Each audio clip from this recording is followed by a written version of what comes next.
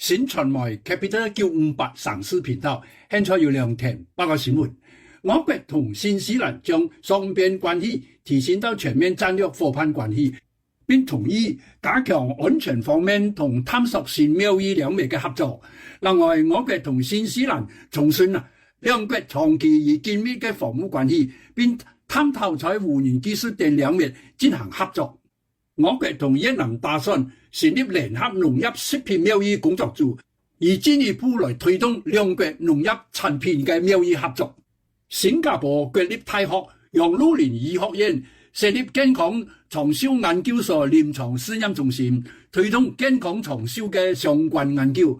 佔地350平方米嘅中心，必有最先進嘅研究設施，同時採用綜合多學科嘅架構，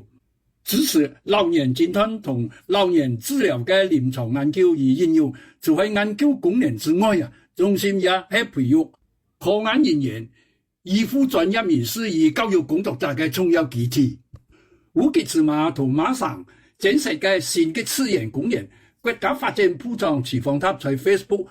發文講，新次元公園嘅面積可達40公頃，將有一條大約100米長嘅綠帶，連接遠洋島樹林同烏吉電氣，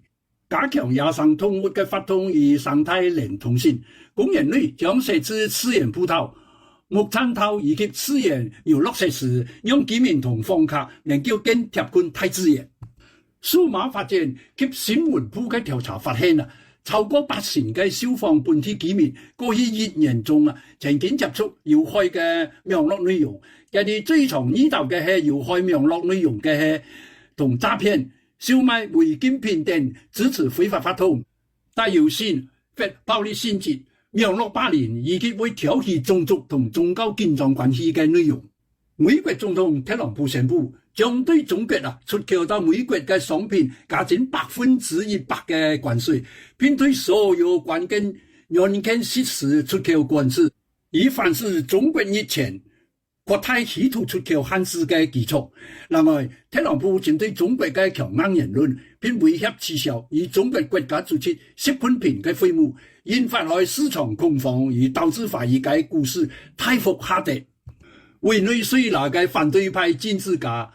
瑪利亞·科里納·馬查多獲頒本年度嘅諾貝爾和平獎。瑞典皇家科學院講